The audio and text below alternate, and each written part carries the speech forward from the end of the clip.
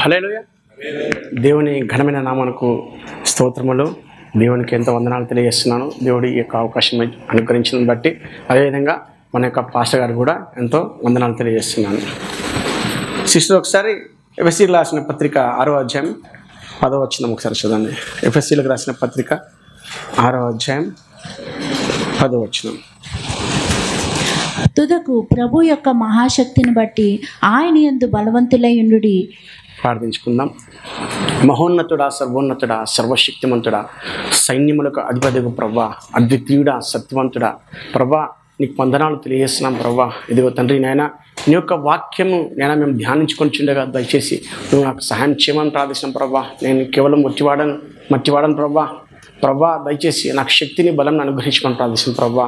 నైనా నన్ను నీ యొక్క శిలువ చాటును మరుగుపరచమని ప్రార్థిస్తున్నాం ప్రభా. నీ యొక్క పరిశుద్ధాత్మ సహాయం దయచేసి నాకు అనుగ్రహించమని, మాతో దయచేసి మాట్లాడమని సజీవుడమైన యేసు నామములో ప్రార్థించి వేడుకుంటున్నాను పరమ తండ్రి. ఆమేన్.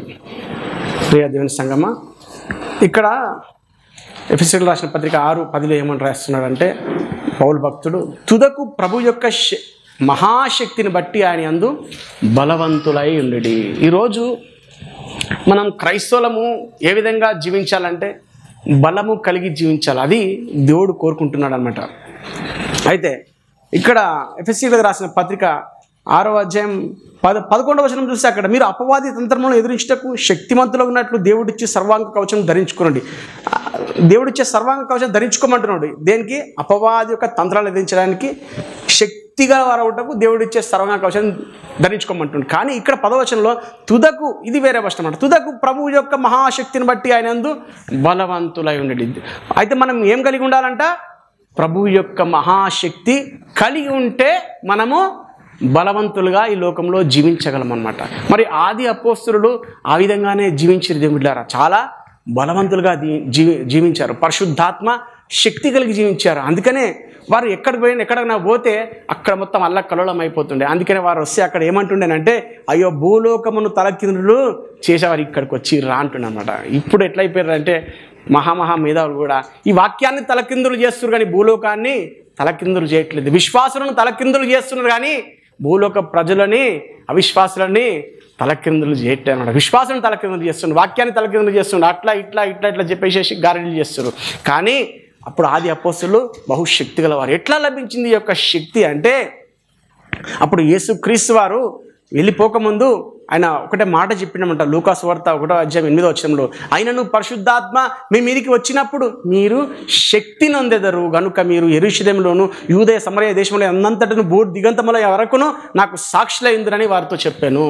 అయితే పరిశుద్ధాత్మ మన పైకి వచ్చినప్పుడు మనం ఏమవుతామంటే శక్తి నొందుతాం అన్నమాట. ఇక్కడ తుదకు ప్రభు యొక్క మహాశక్తిని బట్టి మీరు బలవంతులై ఉండని చదివించిన ప్రకారం మనం శక్తి పొందాలి. పరిశుద్ధాత్మ శక్తి పొందాలి. శక్తి పొందినప్పుడు మనం బలవంతులుగా జీవిస్తాం. బలవంతులుగా జీవించినప్పుడు లోకంలో మనకు, సమస్త లోకంలో మనం ఆయనకు బలమైన సాక్షులుగా మనము జీవించగలం. దేవుడు కోరుకుంటుంది ఇదే. ఆది అపోస్తలులను, ఆ శిష్యులను మాత్రమే బలవంతులైన సాక్షులుగా జీవించిందని ఆనాడు చెప్పి వెళ్ళిపోయాడా? మనకు కాదా దేవుని బిడ్డలారా?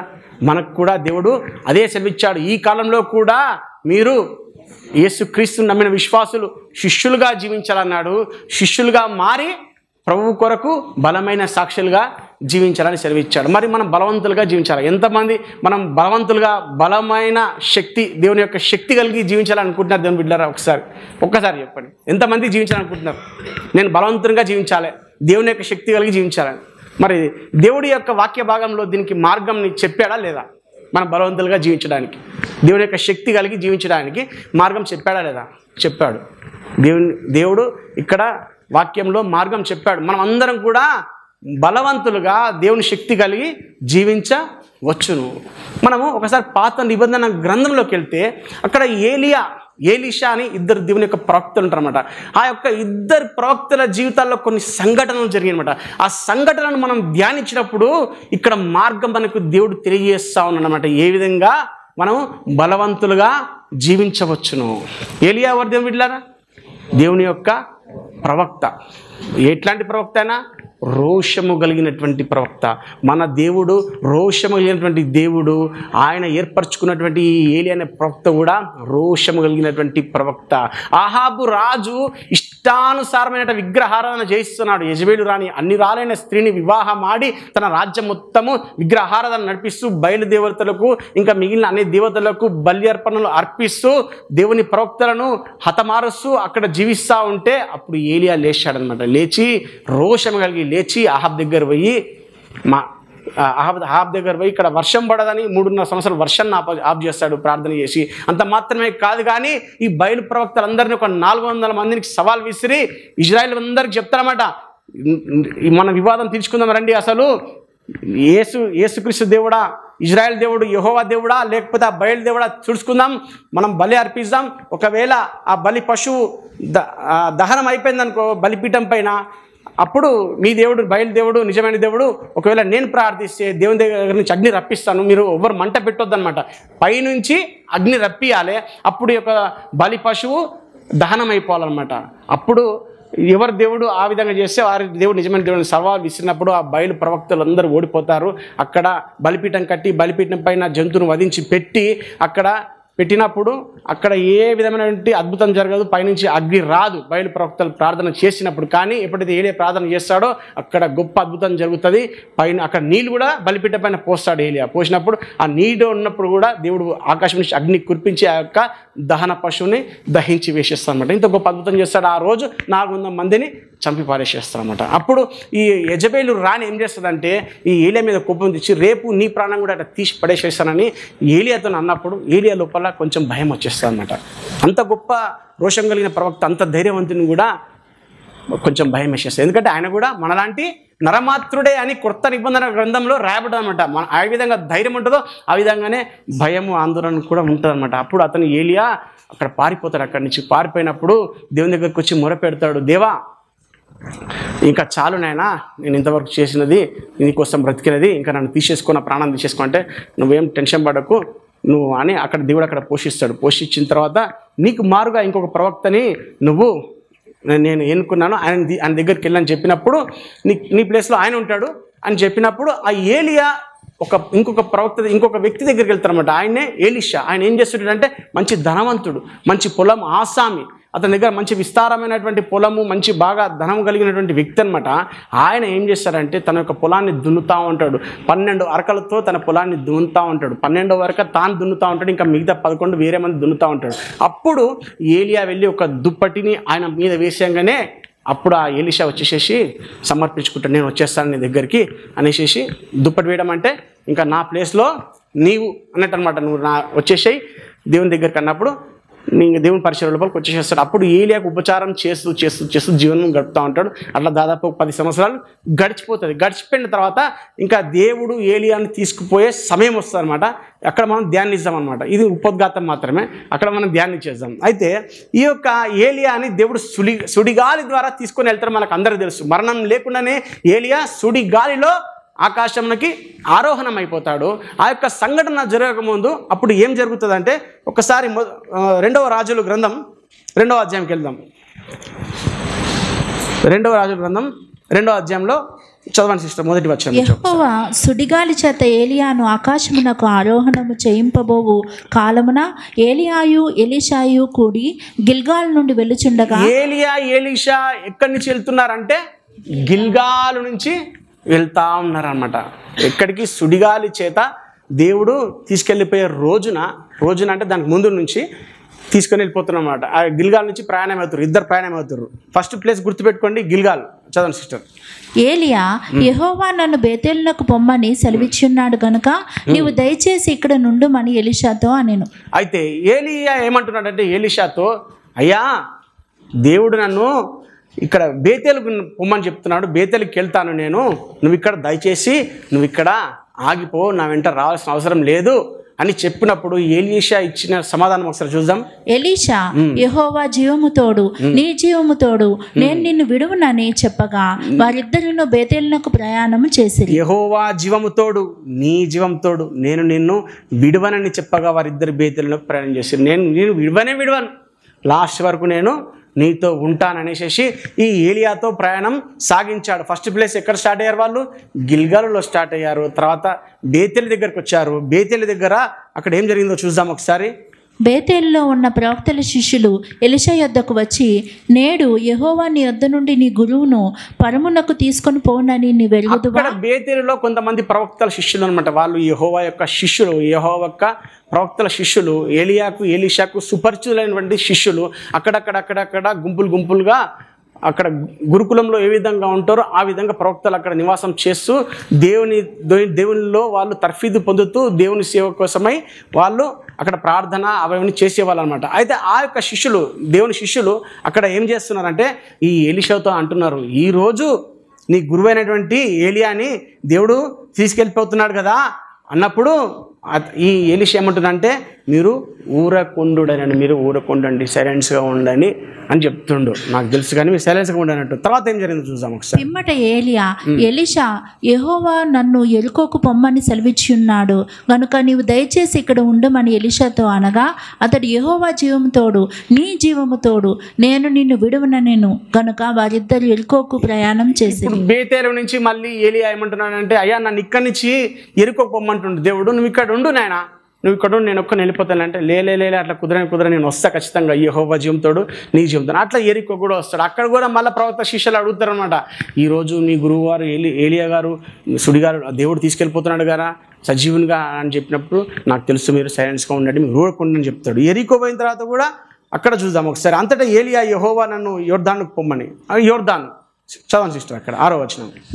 అంతటి ఏలియా, యెహోవా నన్ను యోర్దానుకు పొమ్మని సెలవిచ్చున్నాడు గనుక నీవు దయచేసి ఇక్కడ ఉండమని ఎలీషాతో అనగా, అతడు యెహోవా జీవము తోడు నీ జీవము తోడు నేను నిన్ను విడువనని చెప్పాను గనుక వారిద్దరిను ప్రయాణమై సాగి వెళ్ళిరి. అక్కడ యెరికో దగ్గర కూడా దేవుడు నన్ను యోర్దానుకు పొమ్మంటుండు, నువ్వు ఇక్కడ ఉండు అని చెప్పినప్పుడు నీ ఎంబడే వస్తానని చెప్తాడు. ఆ యోర్దానుకు వెళ్ళినప్పుడు అక్కడ ఏం జరుగుతుంది? ప్రవక్తల శిష్యులు అక్కడ కూడా ఉంటారు. అక్కడ కూడా వారు 7వ వచనంలో ఏమంటారు అంటే, ప్రవక్తల శిష్యులలో 50 మంది దూరంలో నిలిచి చూచుచుండగా వారిద్దరు యోర్దాను నది దగ్గర నిలిచిరి. చూస్తూ ఉంటారు. ఆ యోర్దాన్ నదిని ఏలియా తన యొక్క దుప్పటితో కొట్టినప్పుడు యోర్దాన్ నది 2 చీలికలు అయిపోతుంది. దాంట్లో నుంచి ఆరిన నేలపైన ఇద్దరు ఏలియా ఎలీషాలు దాటి వెళ్తారు. వెళ్ళిన తర్వాత అప్పుడు సుడిగాలిలో దేవుడు తీసుకుని వెళ్ళిపోయే ముందు ఏలియా ఒక మాట అంటాడు అనమాట, నేను వెళ్ళిపోతున్నాను కదా, చూద్దాం అది. వారు దాటిపోయిన తర్వాత ఏలియా ఎలీషాను చూచి, నేను నీ యొద్ద నుండి తీయబడక మునుపు నీ కొరకు నేనేమి చేయకూడదునో దాన్ని నడుగుమని చెప్పగా, ఎలీషా, నీకు కలిగిన ఆత్మలో 2 పాలు నా మీదకి వచ్చినట్లు దయచేయమని. నేను వెళ్ళిపోతున్నా కదా ఎలీషా, మరి నేను నీకేమైనా చేయాలా అడుగు అన్నప్పుడు అప్పుడు ఎలీషా ఒక మాట అంటాడు. ఏమడుగుతాడు తెలుసా? నీకు కలిగిన ఆత్మలో 2 పాలు నా మీదికి వచ్చినట్టు దయచేయమనేను. ఇప్పుడు చూడండి దేవుని బిడ్డలారా, ఎలీషా గారు ఏమడిగారు? ఏలియా కంటే డబుల్ స్పిరిట్ అడిగారు అనమాట. ఏలియాకు ఉన్నటువంటి ఆత్మలో డబుల్ ఆత్మ అడిగాడు. మరి ఏలియా ఇంత బలమైన కార్యాలు చేశాడు కదా, గొప్ప అద్భుతం చేశాడు కదా. 3.5 సంవత్సరాలు వర్షం పడొద్దని ప్రార్థన చేసినప్పుడు వర్షం ఆగిపోయింది, మళ్ళీ తర్వాత వర్షం పడాలన్నప్పుడు వర్షం పడ్డది. అట్లా అద్భుతాలు ఎన్నో చేశాడు కదా. మరి ఏలియా ఏ విధంగా చేయాలంటే దేవుని ఆత్మశక్తి చేత బలవంతుడై ఉన్నాడు కాబట్టి దేవుని కోసం బలంగా వాడబడ్డాడు. ఇక్కడ ఎలీషా కూడా ఏమంటున్నా అంటే, నాకు డబుల్ ఆత్మ, డబుల్ పొజిషన్, నీ ఆత్మలో 2 అంతలు నాకు కావాలన్నాడు. దీంట్లో ఎలీషా యొక్క ఏమన్నా స్వార్థం ఉందా దేవుని బిడ్డలారా? జనరల్గా మనం ఇప్పుడు స్వార్థం ఉన్న వాళ్ళు కూడా ఉంటారు. కొత్త నిబంధన గ్రంథంలో శిష్యులు అక్కడ మంచిగా ప్రార్థన చేసి అద్భుతాలు చేస్తూ ఉంటారు. అక్కడ గారడి సీమోను అనే వ్యక్తి ఉంటాడు. ఆ గారడి సీమోను అక్కడ గారడి విద్యలు చేసి అక్కడ ప్రజల మధ్య ప్రాచుర్యం పొంది ఘనుడుగా గొప్పవాడిగా అక్కడ అందరి ముందర ప్రదర్శించుకుంటా ఉంటాడు. అక్కడ ఈ ఫిలిప్పో దేవుని శిష్యులు వచ్చి అక్కడ యేసుక్రీస్తును ప్రకటించినప్పుడు, యేసుక్రీస్తు అక్కడ పరిచర్యలు అద్భుతాలు చూసినప్పుడు ఈ యొక్క గారడి సీమోను కూడా మారి బాప్టిజం తీసుకుంటాడు. బాప్టిజం తీసుకున్న తర్వాత ఆ శిష్యులు అందరి మీద తలపైన చేతులు పెట్టి ప్రార్థించినప్పుడు పరిశుద్ధాత్మ అభిషేకం వారిపైన కుమ్మరింపబడుతున్నప్పుడు అది చూస్తాడు. గారడి సీమోను చూసి ఏమంటాడంటే, ఆ డబ్బులు తీసుకొస్తాడు, మంచి అప్పటిదాకా సంపాదించుకుని డబ్బులు తీసుకొచ్చి ఆ శిష్యుల దగ్గర తీసుకొచ్చి, అయ్యా నాకు కూడా వరం ఇచ్చేసి నేను కూడా ఎవరి మీద తలకాయ మీద చేయవేస్తే వాళ్ళ పరిశుద్ధాత్మ అభిషేకం నింపబడిపోవాలని చెప్పినప్పుడు దీంట్లో ఏముంది? స్వార్థం ఉంది. అప్పుడు శిష్యులు అంటారు, నీ హృదయము దేవుని ఎదుట సరైనదిగా లేదు, దాన్ని సరి చేసుకో అని చెప్పేసి మీకు ఈ పరిచయలో పాల్పంపులు లేవని చెప్తాడు. అయితే ఈ అట్లాంటి డూప్లికేట్ వాళ్ళు కూడా ఉంటారన్నమాట. దేనికోసం అడుగుతుండు? ఆ యొక్క వరాన్ని తన స్వప్రయోజనం కోసము, తాను హైలైట్ కావడం కోసము, అందరి ముందర తాను పబ్లిసిటీ కావాలనికే నేను అద్భుతాలు చేశాను చూడు, ఇందులో గారెడీలు చేశాను, ఇప్పుడు యేసు క్రీస్తునందు నేను ఎన్ని అద్భుతాలు చేశాను చూడు అనేసి అందరికీ తెలియపరచుకోవడానికి, ప్రకటించుకోవడానికి. అయితే కానీ ఇక్కడ ఎలీషా అట్లుంటాయన కాదు. ఆయన ఏలియా దుప్పటి ఆయన పైన ఇట్లా వేసేసిండు. దుప్పటి వేయంగానే వచ్చేసేసిండు. దుప్పటి వేయడం అంటే అర్థం ఏంటంటే ఇక్కడ నా ప్లేస్లో నువ్వు ఉంటావు అన్నమాట అర్థం. నేను ప్రవక్తను కదా, నేను నా టైం అయిపోయిన తర్వాత నా ప్లేస్లో ఎవరు ఉంటారంటే నువ్వు ఉంటావు అనమాట. ఇదే సంఘటన మనం ఇంకో దగ్గర చూద్దాము. అయితే యోనాతాను దావీదు మంచి ఫ్రెండ్స్, ఇద్దరు మంచిగా ఒకరినొకరు బహు ప్రేమానురాగాలు కలిగినటువంటి వ్యక్తులు అనమాట. ఈ దావీదు యోనాతాను ఎంతో ప్రేమిస్తాడు, యోనాతాను కూడా దావీదుని ఎంతో ప్రేమిస్తాడు. అప్పుడు ఈ యోనాతాను ఏం చేశారంటే తనకున్నటువంటి కత్తి, విల్లు, దుప్పటి, నడికట్టు దావీదుకి ఇచ్చేసేస్తాడు ఒక దినం. అదొక్కసారి చూద్దాం. మొదటి సమయాలు 18:4. మొదటి సమయాలు 18వ అధ్యాయం 4వ వచనం. 3 నుంచి అనిపిస్తారు. దావీదు తనకు ప్రాణ స్నేహితుడని భావించుకొని అతన్ని ప్రేమించుచు యోనాతాను అతనితో నిబంధన చేసుకొనెను. మరియు యోనాతాను తన దుప్పటిని, తన కత్తిని, తన విల్లును, నడికట్టును తీసి దావీదునకు ఇచ్చెను. దావీదు ఎంతగానో ప్రేమించి ఒక నిబంధన చేసుకుండు. ఈ దుప్పటి, కత్తి, విల్లు అవన్నీ ఇచ్చేసిన అర్థం ఏంటంటే ఇక నా ప్లేస్లో నువ్వు, నాకు ఈ రాజరికము, ఇక ఈ రాజ్యాన్ని సౌలు తర్వాత సౌలు కుమారుడే కదా రాజు కావాలి, కానీ ఇంకా నాకొద్దు, నా ప్లేస్లో నువ్వు ఉండాలి, నువ్వు రాజు కావాలని కాంక్షించినటువంటి వ్యక్తి ఈ యొక్క యోనాతాను అనమాట. దుప్పటి ఇవ్వడం అంటే ఏంటంటే ఇక నా ప్లేస్లో నువ్వు అనమాట అర్థం. అయితే ఇక్కడ ఏలియాని అడిగినప్పుడు నిస్వార్థమైన కోరిక అది. ఎందుకు అడిగిందంటే ఆయన ఏలియా వెళ్ళిపోతున్నాడు, ప్రవక్తల శిష్యులు అంతకుముందు వచ్చి అడుగుతున్నారు, మరి ఈరోజు నీ గురువుగారు వెళ్ళిపోతున్నారు, మరి నీకెట్లా ఈయనకేమి దేవుని వరాలు లేవు, దేవుని అభిషేకం అంత బలంగా ఏం లేదు, మరి దేవుని కోసం మా గురువుగారు అయితే బలంగా జీవించినాడు, ఎందుకంటే దేవుని యొక్క ఆత్మ ఆయన పైన నిల్చున్నది కాబట్టి, మరి నేను కూడా నా గురువు వారి కంటే ఇంకా బలవంతంగా జీవించాలనేటువంటి కోరిక ఉన్నది. కోరిక ఉండడం తప్ప ఏం తప్పు కాదు. లోక సంబంధంగా ఒక వ్యక్తి సినిమా చూసి వచ్చినాక అతని లోపల కోరికలు ఎట్లా పుడితే తెలుసు అర్థం బిడ్డారా? ఆ హీరోలాగా నేను కావాలని కోరిక పుడతాడు అనమాట. ఆ హీరోలాగా నేను బట్టలు వేసుకోవాలి, ఆ హీరోలాగా నేను డ్యాన్సులు చేయాలి, అది కావాలనుకుంటాను. కానీ ఆత్మ సంబంధి అయిన వ్యక్తి బైబిల్లో ఒక దేవుని సేవకుని, ఒక దేవుని కోసం వాడబెట్టే వ్యక్తిని చూసినప్పుడు ఏం కోరిక పుట్టాలి మనకంటే అతనిలాగా కావాలి, ఇంకా నేను ఎక్కువ కావాలన్నాడు. యేసుక్రీస్తు ప్రభువారు కూడా ఏమన్నాడు, తన శిష్యులు, నా శిష్యులు నాకంటే గొప్ప కార్యాలు చేయుదురు అన్నాడు, చేయాలని కోరుకున్నాడు అనమాట. అయితే దేవుని అభిషేకం ఇంకెక్కువ కావాలి, నేను ఇంకా మంచిగా ఇజ్రాయేల్ కోసం బలంగా జీవించాలని ఈయన తాపత్రయపడ్డాడు ఎలీషా. అయితే అప్పుడు ఏలియా అంటాడు, ఇది నా చేతిలో లేదు, నువ్వు అడిగిన వరం బహు కష్టతరమైనది, దేవుడు నన్ను సుడిగాలిలో తీసుకొని వెళ్ళేటప్పుడు ఒకవేళ నేను నీకు కనబడితే అది జరుగుతుంది, నీకు ఒకవేళ నేను నీకు కనబడలేదనుకో అది జరగదని చెప్తాడు. అప్పుడు ఆ టైంలో సుడిగాలు వచ్చేసేస్తుంది, అగ్ని రథము, గుర్రాలు అక్కడికి వచ్చేసే సుడిగాలిలో ఏలియా ఆరోహణం అయిపోతాడు. వెళ్ళిపోయినప్పుడు ఈ ఏలీషా చూస్తాడనమాట. చూసినప్పుడు అతనికి ఏలియా కనిపిస్తాడు. ఏలియా దుప్పటి కింద పడిపోతుంది, తీసుకొని వచ్చేస్తాడు. ఈ యొక్క ఏలీషా దేవుని యొక్క శక్తిని పొందుకున్నట్లు అనమాట. ఇంకా వచ్చేటప్పుడు మళ్ళీ తిరిగి యోర్దాను నదిని ఆ దుప్పటితో కొట్టగానే అది 2 పాయలు అయిపోతుంది. దాంట్లో నుంచి ఆరిన నేలపై నడుచుకుంటూ వస్తాడు. ఆ 50 మంది శిష్యులు అది కూడా చూస్తారన్నమాట. అయితే ఇక్కడ మనం గమనించాల్సింది ఏంటంటే దేవుని బిడ్డలారా, ఇక్కడ ఈ ఏలీషా ఇద్దరు ప్రయాణం చేసుకుంటూ వెళ్ళారు. ఏలీషా ఒక వరం కోరుకున్నాడు, ఆ వరం దేవుడు అనుగ్రహించాడు. దేవుడు ఆల్రెడీ ఏర్పరచుకున్నటువంటి వ్యక్తి యొక్క ఏలీషా. అందుకే ఏలీషా దగ్గరికి తన పొలం దగ్గర అక్కడ నాగలి దున్నేటప్పుడు పంపించేసేసిండు, తీసుకొని వచ్చిండు. అయితే ఏలీషా యొక్క ఆశ మేర దేవుడు ఆశ తీర్చిండు. అయితే ఇక్కడ వీళ్ళు ప్రయాణం చేసినటువంటి ప్రాంతాలను మనం ఈరోజు ధ్యానిస్తున్నాం. ఈ యొక్క మనం కూడా బలవంతం కావాలంటే వీళ్ళు ప్రయాణం చేసినటువంటి ఈ యొక్క ప్రదేశాలు ఉన్నాయి. ఏమేమి ప్రయాణం చేసినారని గుర్తుపెట్టుకోమన్నా, ఫస్ట్ ప్లేస్ ఏంది ఏం బిళ్ళారా? గిల్గాలు. సెకండ్ ప్లేస్ బేతేలు. థర్డ్ ప్లేస్ ఎరికో. ఫోర్త్ ప్లేస్ యోర్దాను. ఈ యొక్క 4 ప్రదేశాలు మనం ఒక్కసారి ధ్యానిద్దాం. అప్పుడు ఏ విధంగా అతను బలవంతుడయ్యాడో అదేవిధంగా ఆ యొక్క 4 ప్రదేశాలలో మర్మాలు, ఆ విషయాలు మన జీవితంలో ఉంటే మనం కూడా దేవుని యందు బహు బలవంతులమై దేవుని కోసం సాక్షులుగా ఉంటాము. అయితే మొదటి ప్లేస్ చూద్దాం, అదేంటిది? గిల్గాల్. ఈ గిల్గాల్ దేనికి సూచన అంటే యెహోషువ గ్రంథం 5వ అధ్యాయం 9వ వచనం ఒకసారి చూడండి. యెహోషువ 5వ అధ్యాయం 9వ వచనం. అప్పుడు అప్పుడు యెహోవా, నేడు నేను ఐగుప్తు అవమానమును మీ మీద నుండకుండా దొరలించి వేసి ఉన్నానని యెహోషువతో అనెను. అందుచేత నేటి వరకు ఆ చోటికి గిల్గాల్ అని పేరు. ఎప్పుడు అన్నాడు దేవుడు ఇక్కడ అంటే యెహోషువతో అంటున్నాడు. అప్పుడు యెహోవా, నేడు నేను ఐగుప్తు అవమానమును మీ మీద ఉండకుండా దొరలించి వేస్తున్నాను. ఐగుప్తు అవమానం అనేది మీ మీద ఉండకుండా దొరలించి వేసాను. ఎప్పుడంటే వీళ్ళు యొక్క కనాను దేశంలో ప్రవేశించారన్నమాట. ఈ యోర్దాను నది దాటి వచ్చారనమాట. యోర్దాన్ నది ఎట్లా దాటి వచ్చారంటే ఆ ఎర్ర సముద్రం ఏ విధంగా 2 పాయలుగా మారిందో మోషే కర్ర చాపినప్పుడు అదే విధంగా ఈ యొక్క యోర్దాన్ నది కూడా 2 పాయలుగా మారుతుంది. అక్కడి నుంచి ఇజ్రాయెల్ అందరూ జనాంగం అంతా దాటుకుంటూ వస్తారు. దాటుకుంటూ వచ్చిన తర్వాత మరి దేవుడు సెలవిచ్చాడు కదా, ఈ ఐగుప్తు నుంచి బయలుదేరేటువంటి జనులందరూ అక్కడ అరణ్యంలోనే చచ్చిపోయారు, రాలిపోయారు. మరి ఇక్కడ వచ్చింది ఎవరంటే ఎవరు వచ్చింది అని బిడ్డారా? అప్పుడు పాత వాళ్ళు రెండవ తరం వచ్చింది.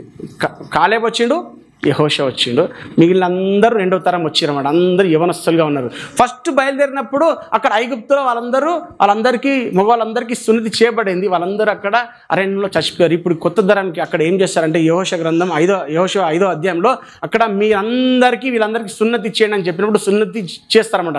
సున్నతి అయిన తర్వాత అప్పుడు దేవుడు చెప్తుండే, ఐగుప్తు అవమానంను మీది నుంచి తొరలించేశానని దేవుడు సెలవిస్తున్నాడు. ఐగుప్తు అవమానం ఏంది దేవుని బిడ్డలారా? ఐగుప్తు అవమానం ఏంటంటే ఐగుప్తు యొక్క కఠిన దాస్యత్వం అన్నమాట. ఈ యొక్క దాస్యత్వం నుంచి దేవుడు ఏం చేశారంటే విడుదల అనుగ్రహించాడు అనమాట. అయితే మన లోపల ఏ విధంగా సాదృశ్యంగా ఉన్నదంటే మనమందరం కూడా పాపమునకు బానిస, పాపము చేయవాడు పాపమునకు దాసుడు. ఏ విధంగానైతే ఇజ్రాయేలు జనాంగం ఐగుప్తులో ఆ ఫరోకి ఆ యొక్క ఐగుప్తులకు బానిసలుగా వారికి దాస్యత్వం చేస్తూ ఉన్నారో మనం కూడా యేసుక్రీస్తు చెంతకు రాకముందు పాపమునకు బానిసలై మన ఇష్టానుసారం బ్రతుకుతూ మనం నశించే వారి లిస్టులో ఉన్నాము. అయితే ఇక్కడ దేవుడు ఏం చేశారంటే ఒక వ్యక్తి గిల్గాలు అనుభవం ఏంటంటే ఒక వ్యక్తికి రక్షణ లభించిందనమాట. ఆ యొక్క పాపి అనేటువంటి అవమానము తొలగించిందనమాట. ఐగుప్తు దాస్యత్వం, ఐగుప్తు బానిసత్వం అనేటువంటి అవమానం ఏంది? అదొక నింద అనమాట. నువ్వు పాపి అనే నింద ప్రతి ఒక్క మనిషి పైన ఉన్నదనమాట. ఆ యొక్క యేసుక్రీస్తు దగ్గరికి ఎప్పుడైతే వస్తాడో అప్పుడు ఆ యొక్క నింద పోయింది. ఎవరు ఈ యొక్క పాపి అని నింద వేస్తారు దేవుని బిడ్డలారా? ఎవరు వేస్తారు మన మీద నింద? అపవాది వేస్తూ ఉంటాడు. యోబు గ్రంథం చూసి అక్కడ దేవుడు భూములందంతటా యోబు లాంటి యథార్థవర్తనుడు లేడంటే అతను యథార్థవర్తనుడు కానే కాడు. నువ్వు ఒకసారి నీ హస్తం వెనుకకి తీసుకుంటే అతను నిన్ను దూషిస్తాడని చెప్తానమాట. అక్కడ జకర్యా గ్రంథంలో 3వ అధ్యాయం 1వ వచనంలో దేవుని ముందర యెహోషువ అనేటువంటి ప్రధాన యాజకుడు ఉంటాడు. అక్కడ అపవాది ఆ యెహోషువ మీద నిందలు వేస్తూ ఉంటాడు అనమాట. ఈ యెహోషువ కాదు, ఇంకో యెహోషువ, ప్రధాన యాజకుడు అని యెహోషువకు మలిన వస్త్రాలు ఉంటాయి. అప్పుడు అక్కడ యెహోవా దూత అతని కాల్చినప్పుడు అతని బట్టలు తీసి అతని పెదవులు కాల్చి అతను మలిన వస్త్రాలు తీసేసి పరిశుద్ధంగా చేస్తాడు. అక్కడ సాతాను గాడు ఏం చేస్తుంటాడంటే ఆ ప్లేస్లో ఫిర్యాదులు చేస్తూ ఉంటాడు అనమాట.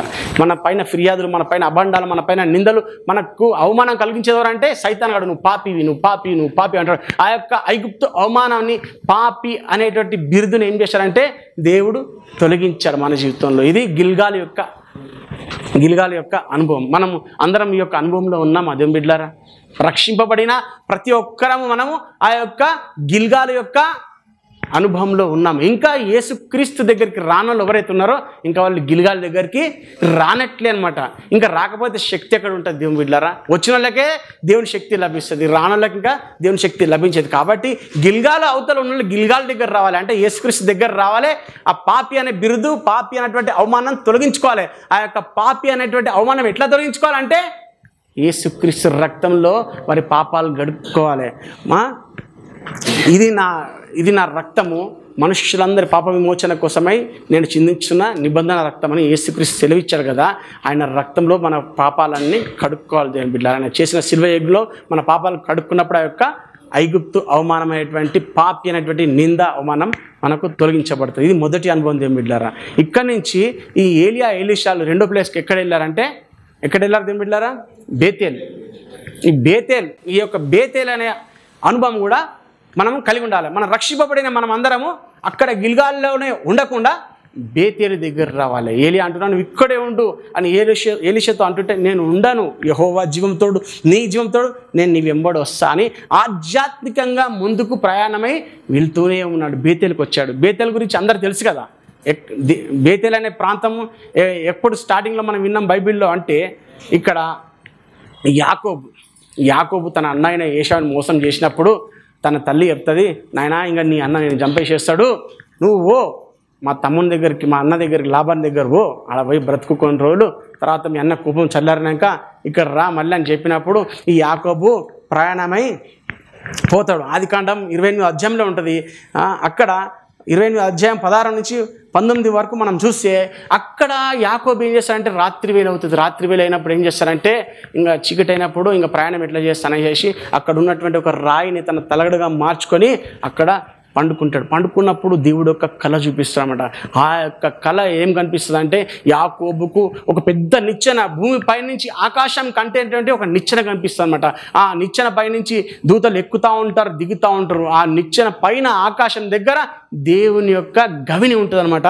ఆ యొక్క దర్శనంలో చూసిన తర్వాత అప్పుడు యాకోబు ఏమంటాడో చూద్దాం. ఆదికాండం 28వ అధ్యాయం 16 నుంచి 19 వరకు. యాకోబు నిద్ర తెలిసి నిశ్చయంగా యెహోవా ఈ స్థలమందున్నాడు, అది నాకు తెలియకపోయిన అనుకుని నిశ్చయంగా యెహోవా ఈ స్థలమందు దేవుడు ఉన్నాడు అని యాకోబు అంటుండు. రాత్రి కల నుంచి మేల్కున్నాడు. పొద్దున్న లేచి ఇక్కడ దేవుడు ఉన్నాడు, నిశ్చయంగా ఇక్కడ ఉన్నాడు అంటున్నమాట. అన్న తర్వాత ఏమంటున్నాడు చదువు సిస్టర్. భయపడి ఈ స్థలం ఎంతో భయంకరము, ఇది దేవుని మందిరమే గాని వేరొకటి కాదు. ఇది దేవుని మందిరమే, ఇది దేవుని మందిరమే. దేవుని మందిరం అంటే దేవుని యొక్క ఇల్లే, కానీ ఇది వేరొకటి కాదు. పరలోకపు గవిని ఇదే అనుకునేను. తెల్లవారినప్పుడు యాకోబు లేచి తాను తలగడగా చేసుకున్న రాయి తీసి దాన్ని స్తంభంగా నిలిపి దాని కొన మీద నూనె పోసాను. మరియు అతడు ఆ స్థలమునకు బేతేలను పేరు పెట్టెను. అయితే మొదట ఆ ఊరి పేరు లూజు. యాకోబు అక్కడ ఆ స్థలానికి పేరు పెట్టిండు బేతేలు. బేతేలు అంటే దేవుడు ఉన్నటువంటి స్థలం, దేవుని యొక్క మందిరం. పాస్టర్ గారు మొత్తం చెప్పేశారు ఇంతకుముందు. దేవుని యొక్క మందిరం అంటే దేవుని యొక్క సన్నిధి. రెండవ అనుభవము, ఒక విశ్వాసి ఫస్ట్ గిల్గాలు అనుభవం తర్వాత రక్షింపబడిన తర్వాత ఎక్కడ ఉండాలి, ఏ అనుభవంలోకి వెళ్ళాలంటే దేవుని సన్నిధిని వెతికేవాడిగా ఉండాలి, దేవుని సన్నిధిని ప్రేమించేవాడిగా ఉండాలి. ఎప్పుడు నేను దేవుని సన్నిధిలో గడపాలని తాపత్రయపడేవాడిగా ఉండాలి. ఇంతకుముందు దావీదు ఏమన్నాడు లేఖన భాగాల్లో, ఒక్క వరం కోరుతాను నాయన, నిత్యము నేను నీ సన్నిధిలో ఉండాలి అని కోరుకుంటున్నమాట. చాలామంది ఏం కోరుకుంటారు, నిత్యము లోకంలో ఎంజాయ్ చేస్తూ ఉండాలి దేవా నేను అని కోరుకుంటారు అనమాట. నాకు మస్తు ధనం కావాలి, నా ఇష్టానుసారమైన బ్రతుకు బతకాలి, తినేటివి అన్ని రకాల ఫుడ్ కావాలి, నేను లోకంలో ఎంజాయ్ చేయాలి అని కోరుకుంటారు. కానీ దావీదు సమస్తము కలిగినప్పటికీ, ఆయన ఇష్టానుసారమైన జీవితం జీవించేటువంటి సామర్థ్యం ఉన్నప్పటికీ ఆయన ఏం కోరుకుంటుండంటే దేవుని యొక్క సన్నిధిలో నిత్యం ఉండాలని కోరుకుంటున్నాను అనమాట. దేవుని యొక్క సన్నిధిలో రక్షింపబడినటువంటి విశ్వాసి ఉండాలి. మరి దేవుని యొక్క సన్నిధి ఎక్కడ ఉంటుంది దేవుని బిడ్డలారా? దేవుని మందిరంలో ఉంటుంది. దేవుని మందిరం అంటే ఏంది?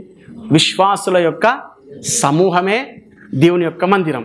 విశ్వాసుల యొక్క సమూహం ఎక్కడ ఉంటుందో అదే దేవుని మందిరం. ఎక్కడన్నా కానివ్వండి, ఇంట్లో ప్రార్థన జరగనివ్వండి, ఎక్కడ ఫంక్షన్ హాల్లో ప్రార్థన జరగండి, 2-3 నా నామమున ఎక్కడ కూడి ఉందరో అక్కడ నేనుంటా. నా నామమున ఎక్కడ కూడి ఉందరో అక్కడ ఏం చేయాలి? 2-3 అంటే ప్రార్థన చేయాలి, వాక్యం ధ్యానించాలి, దేవుణ్ణి వెతికే పనిలో ఉండాలి, దేవుని సన్నిధిని వెతికే పనిలో ఉండాలి. అప్పుడు అక్కడ ఉంటాడనమాట. 2-3 విశ్వాసులు వచ్చి లోక సంబంధమైన సినిమా ముచ్చలు పెడితే అక్కడ నేను ఉంటానని దేవుడు ఎప్పుడు కూడా చెప్పలేదు. లోక సంబంధమైన ముసలమ్మ ముచ్చట్లు మాట్లాడుకుంటే 2-3 విశ్వాసులు అక్కడ నేను ఉండను. నా నామమున ఎక్కడ కూడి ఉంటారో అక్కడ నేను ఉంటాను. ఇక్కడ మనం అందరము యేసుక్రీస్తు నామమున కూడి ఉన్నాము కాబట్టి ఇక్కడ దేవుడు ఉంటాడు. మనమందరము రక్షింపబడినటువంటి మనమందరము గిల్గాలు అనుభవం పొందినటువంటి మనమందరము నెక్స్ట్ బేతేలు అనుభవం పొందాలి. దేవుని సన్నిధిని మనం వెతికేవారిగా ఉండాలి, దేవుని సన్నిధిని ప్రేమించేవారిగా ఉండాలి, దేవుని సన్నిధి అనునిత్యం వెతికేవారిగా ఉండాలి. అప్పుడు అందుకనే ఆది అపోస్తులు ఏం చేశారంటే, వాళ్ళు అపోస్తుల కార్యం 2వ అధ్యాయం 42వ వచనం ప్రకారం వాళ్ళు నిత్యం ఏం చేస్తున్నారంటే అపోస్తుల బోధయందును సహవాసమందును రొట్టె విరుచుటయందును ప్రార్థన చేయుటందును ఎడతెగక కంటిన్యూస్గా ఉన్నారన్నమాట. కంటిన్యూస్గా ఎందుకు ఉన్నారు దేవుని బిడ్డలారా? మధ్యలో బ్రేకప్ కావచ్చు కదా, మధ్యలో కొన్ని రోజులు ఇప్పుడు మనము కంటిన్యూగా మందిరానికి రావాలి. పాస్టర్ గారు నేను రాను, నాకు మస్తు పనులు నేను ఎక్కడన్నా పని చేసుకుంటా, నాకు ఇలా పని పోతే డబుల్ డ్యూటీ చేసుకుంటే పైసలు వస్తాయని కూడా అనుకుంటూ ఉంటారు. నేను కూడా చేసిన ఒకప్పుడు అట్లాంటి పని సరిపోగా ఆదివారం చర్చి డుమ్మగట్టి డబుల్ డ్యూటీ కూడా పోయిన రోజులు ఉన్నాయి. ఆ రోజు దీక్షిత్కి దెబ్బ తగిలింది, ఇప్పుడు కూడా ఉంది మరక, అది ఇంకా మర్చిపోలేనమాట. అయితే దేవుని సన్నిధిలో మనం ఉండాలి. వీళ్ళు కంటిన్యూస్గా ఉన్నారన్నమాట. కంటిన్యూస్గా ఎందుకు ఉన్నారంటే మనం ఫోన్ ఉంటుంది కదా, ఇవాళ ఫోన్ పెట్టినాం కదా, ఫోన్ ఛార్జింగ్ పెట్టేసి వచ్చినాం కదా, 100% పెట్టుకొని వస్తాం. ఇలా పొద్దున్న నుంచి రాత్రి దాకా వాడతాం, వాడి మళ్ళీ రేపు అట్లే వాడతామా? ఛార్జింగ్ పెడతా పెట్టరా? ఎందుకు? ఛార్జింగ్ అయిపోయింది, మళ్ళీ రీఛార్జ్ చేస్తామన్నమాట, మళ్ళీ రేపు 100% పెట్టుకొని రేపు వాడుకుంటాం. అట్లాగే మనము ఈ ఫుడ్ ఏ విధంగా తింటున్నామో అది అరిగిపోయింది ఈరోజు, రేపటి ఫుడ్ రేపు తినాలి కదా. అట్లాగే ఆత్మానుసారంగా కూడా ఈ యొక్క వాక్యాన్ని, ఈ యొక్క ప్రార్థనని అది అనుదినం మనం ఆయన సన్నిధిలో వెతకాలి, దాన్ని మనం తీసుకోవాలి. తీసుకున్నప్పుడు ఆత్మీయంగా బతుకుతాము, మనము రీఛార్జ్ అయిపోతాం అనమాట, మనం బలవంతులుగా మారుతుంటాం అనమాట. అందుకనే వాళ్ళు అనుదినం చేస్తూ ఉంటుండనమాట.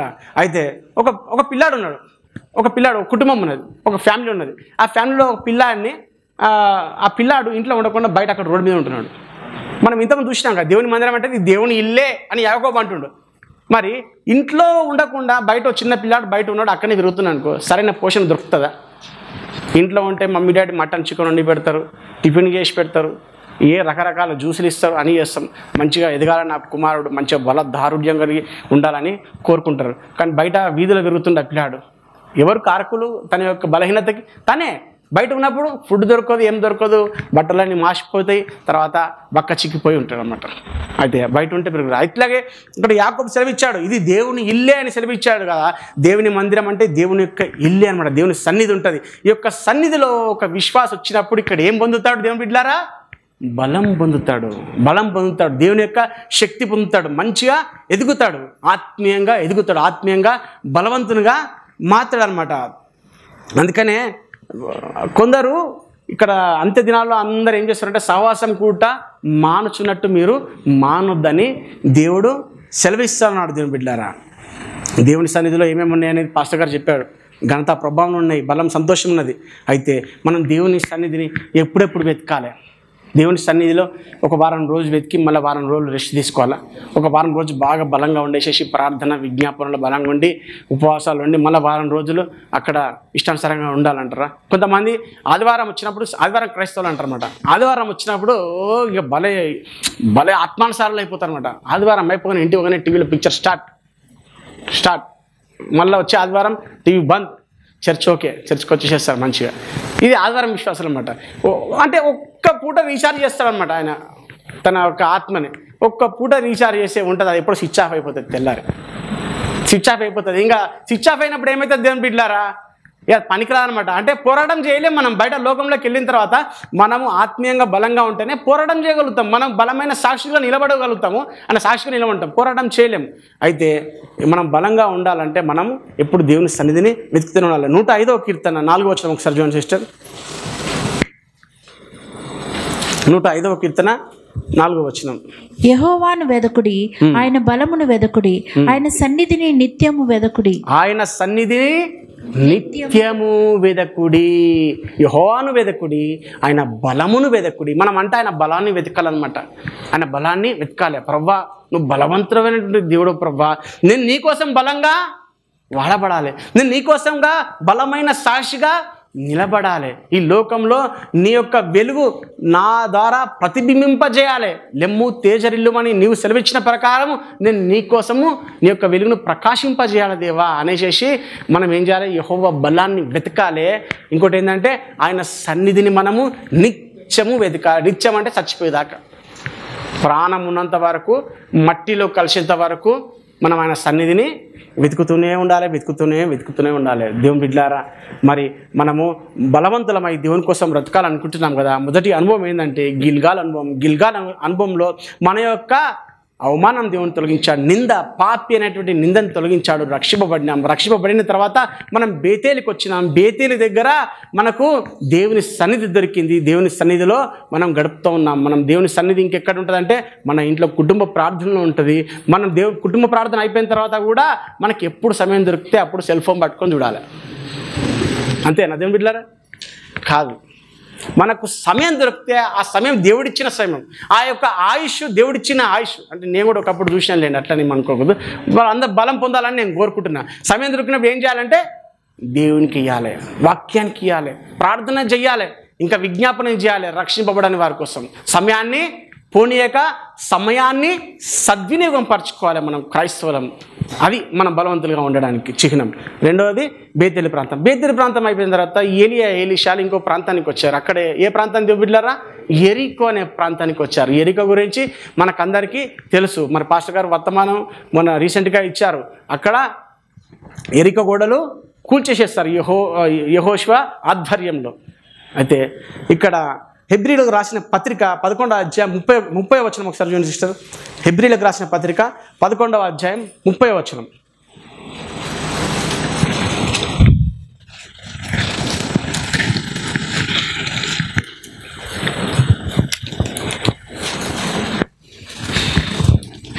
విశ్వాసమును బట్టి 7 దినముల వరకు ప్రదక్షిణము చేయబడిన తరువాత ఎరికో గోడలు కూలెను. విశ్వాసమును బట్టి 7 దినములో ప్రదక్షిణం చేశారు ఎరికో గోడల చుట్టూ. ఎవరు? ఇజ్రాయేలు జనాంగం. వీళ్ళు వాగ్దాన దేశానికి వచ్చిన తర్వాత మొట్టమొదటి యుద్ధం చేశారు. ఎట్లా చేశారంటే కత్తులు పట్టుకొని వాళ్ళ మనుషులని పైన అటాక్ చేయలేదు. వాళ్ళందరూ ఎరికో గోడలు బలమైనటువంటి గోడలు. ఆ గోడ లోపలికి ఎవరు ప్రవేశించలేరు, ఆ తలుపు లోపల ఎవరు కూలొట్టుకొని రాలేరు.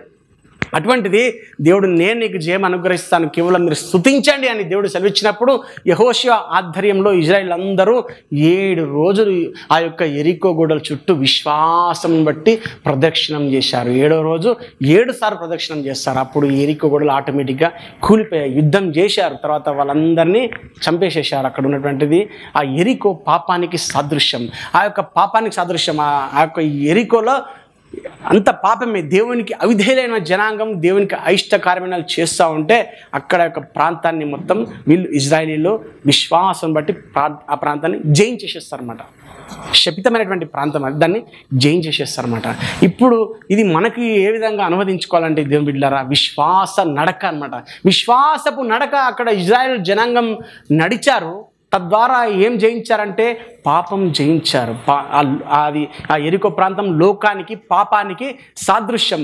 మనం కూడా ఈ యొక్క విశ్వాసపు నడక నడవాలని ఈ యొక్క ఎరికో ప్రాంతము మనకు నేర్పిస్తుంది. ఎరికో దగ్గర ఇజ్రాయేల్ జనాంగం విశ్వాసపు నడక నడిచారు. మనం కూడా ఆ విధంగా విశ్వాసపు నడక నడవాలి. దేవుని దగ్గరకు వచ్చిన తర్వాత, దేవుని సన్నిధిలో గడుపుతున్న తర్వాత ఇక కొన్ని కష్టాలు వస్తాయి. కష్టాలు వచ్చినప్పుడు ఏం దేవుడో ఏమో, నాకైతే ఏం మంచిగా చేయలే, నాకు అన్ని కష్టాలే ఉన్నాయి, నాకు అన్ని బాధలే ఉన్నాయి, ఈ దేవుని దగ్గరకు వచ్చినా కానీ నేను ఏదైతే ఆశించి వచ్చిందో అవి నాకు దొరుకుతూనే లేవు అని అనకూడదు. విశ్వాస నడక మనము నడవాలన్నమాట. దేవుని దగ్గరకు వచ్చిన తర్వాత విశ్వాసం కలిగి ఉండాలి. దేవుని దగ్గర దేవుడు ఎవరిని ఎక్కువ ఇష్టపడతారు దేవుని బిడ్డలారా?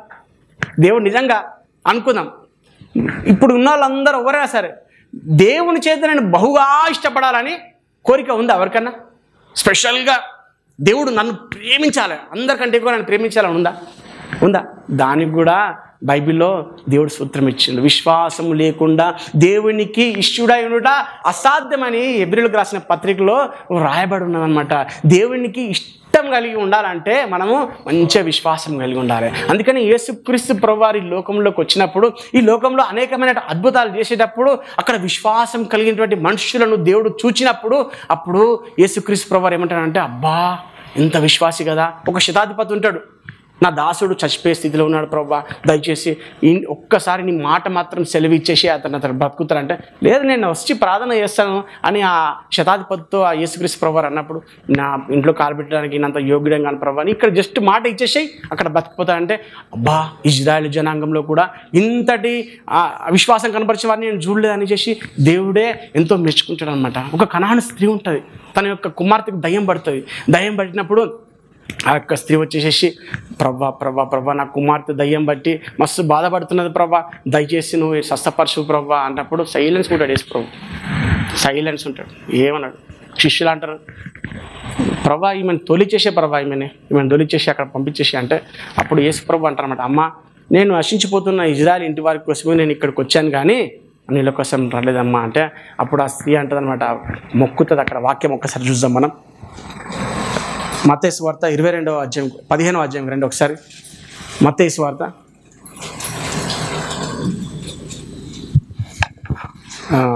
15వ అధ్యాయం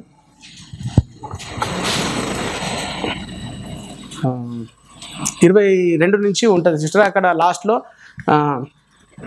28వ వచనం చూడండి సిస్టర్ ఒకసారి. 26 నుంచి చూడండి. అందుకైన పిల్లల రొట్టె తీసుకొని 25 నుంచి చూడండి సిస్టర్. ఆయనను ఆమె వచ్చి ఆయనకు మొక్కి, ప్రభువా నాకు సహాయం చేయమని అడిగాను.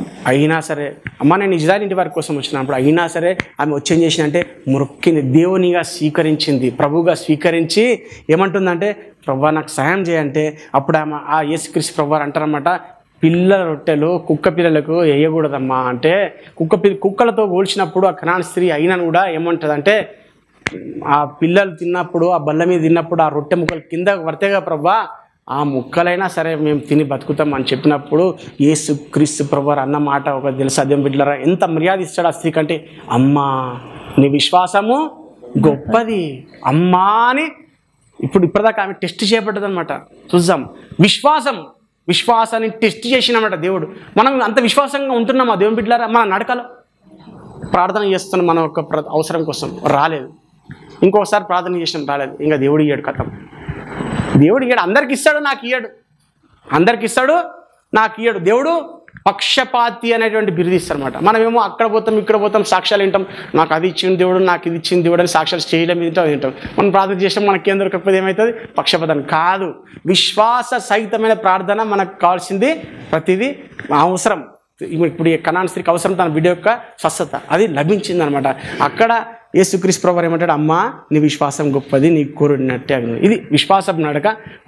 మనం ఏం చేస్తాం అంటే మన అవసరం తీరుస్తుంది. విశ్వాసం చేత ఏం చేస్తామంటే మనం రక్షించబడతాం. ఒక రక్తస్రావం గల స్త్రీ యేసుక్రీస్తు అధికమైన విశ్వాసం కలిగి ఆయన వెళ్తూ ఉంటే ఆయన వస్త్రపు చెంగు మాత్రం ముట్టినేడలా నేను స్వస్థపడుతును అనుకొని వచ్చి ఆయన వస్త్ర చెంగు యేసుక్రీస్తు తెలియకుండానే పట్టుకున్నప్పుడు ఆమె స్వస్థపరచబడుతుందా లేదా? ఆమె స్వస్థపరచబడ్డది. మనం విశ్వాసం కలిగి ఉన్నప్పుడు, మనం విశ్వాసం నడిచేటప్పుడు మన పక్కనున్న వాళ్ళు కూడా రక్షించబడతారు. దేవుని బిడ్డలారా, రక్షించబడతారా? మనకు రక్షణ లభిస్తుంది, మనకు అవసరాలు తీర్చబడతాయి, మన పక్కోడు రక్షించబడతారు, మన పక్కోడు అవసరం కూడా తీర్చబడతాయి. ఎట్లా తీర్చబడుతుంది? ఒకసారి యేసుక్రీస్తు ప్రభువారు ఒక ఇంట్లో ఉంటాడు, పెంకుట్టి ఇంట్లో ఉంటాడు. అందరూ దయ్యాలు పట్టిన వాళ్ళు, కాళ్ళు చేతులు వికలాంగులను అందరినీ తీసుకొస్తారు, గుడ్డువారిని మూగువారు అందరి ఇంట్లోకి తీసుకొచ్చినప్పుడు అక్కడ ఆ ఇంట్లోకి ఇంకెవరు రాలేని పరిస్థితి, అంత జనులంతా గుమ్మికూడి ఉంటారు. అప్పుడు ఒక పక్షవాయువు గల వాడిని ఒక 4 వ్యక్తులు తీసుకొస్తారన్నమాట. మంచం పైన తీసుకొచ్చి యేసుక్రీస్తు ప్రభు దగ్గర తీసుకురావాలని చూసినప్పుడు అక్కడ స్థలము ఉండదన్నమాట. ఉండనప్పుడు ఏం చేస్తారంటే వాళ్ళు ఆ 4 ఆ యొక్క ఇంటికి పైన కప్పు మీద పెంకలని తీసేసి మంచంతోనే తాళతోని కిందికి దింపినప్పుడు యేసుక్రీస్తు ప్రభువారు అన్న మాట అక్కడ చూద్దాం. అక్కడ ఏమంటాడు? ఆ 4 యొక్క విశ్వాసం చూసి లూకాసు వార్త 5వ అధ్యాయం 20వ వచనం. లూకాసు వార్త 5వ అధ్యాయం 20వ వచనం.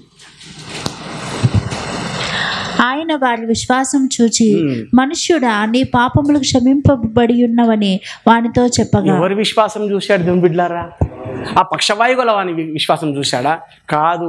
ఆ పక్షవాయువును మోసుకొని వచ్చి ఆ మంచంతో పైనుంచి కిందికి దింపినటువంటి ఆ 4 వ్యక్తుల విశ్వాసం చూసి ఈ పక్షవాయువు గల పాపాలు క్షమించి అతన్ని స్వస్థపరిచి నీ పరిపెత్తుకొని నువ్వు పో అని సెలవిచ్చాడు. ఇప్పుడు మన విశ్వాసం నడిస్తే మన అవసరాలు తీరుస్తుంది, మనం రక్షించబడతాము, మన తోటివారు కూడా రక్షించబడతారు, స్వస్థపరచబడతారు. మనం ఏం చేయాలి? విశ్వాసంతో మన కోసం ప్రార్థన చేసుకోవాలి, మన పక్కల కోసం కూడా ప్రార్థన చేయాలి దేవుని బిడ్డలారా. అప్పుడు దేవుడు ప్రార్థన ఆలకించే దేవుడు కాబట్టి ఆయన యొక్క కార్యము నెరవేరుస్తాడు దేవుని బిడ్డలారా. మనం అందరము విశ్వాసం కలిగి ఉండాలి. మనం విశ్వాసం కలిగి ఉన్నప్పుడు ఈ యొక్క కంబలి చెట్టు వెళ్ళి ఆ సముద్రం పడతా అంటే పడిపోతుంది. ఈ యొక్క కొండని చూసి ఇది తొలగిపోవాలి అంటే అక్కడి నుంచి తొలగిపోతుందని దేవుడే మనకు వాగ్దానం చేశాడు. కొంచెం ఆవగింజంత విశ్వాసం కలిగి ఉండడని యేసుక్రీస్తు ప్రభువారు మనకు సెలవిచ్చాడు దేవుని బిడ్డలారా. గిల్గాలు అనుభవము, మనం అక్కడ రక్షింపబడ్డాము. ఇంకెవరైనా రక్షణ పొందకపోతే ఈరోజు యేసుక్రీస్తుని తమ యొక్క సొంత రక్షకునిగా అంగీకరించి రక్షణ పొందవలసిందిగా ప్రభువైన యేసుక్రీస్తు వారి పక్షమున నేను విన్నవించుకుంటున్నాను. 2వ అనుభవం బేతేలు అనుభవం. బేతేలు దగ్గర దేవుని సన్నిధిని వెతికాను. దేవుని సన్నిధిని నిత్యము ఆయన సన్నిధిలో ఉండాలనే తపన కలిగినటువంటి అనుభవము. 3వ అనుభవము పాపని బిరుదు తొలగించుకొని రక్షణానుభవం పొంది దేవుని సన్నిధిలో గడుపుతూ విశ్వాసయాత్ర మనం చేయాలి, విశ్వాసములను జీవించాలి.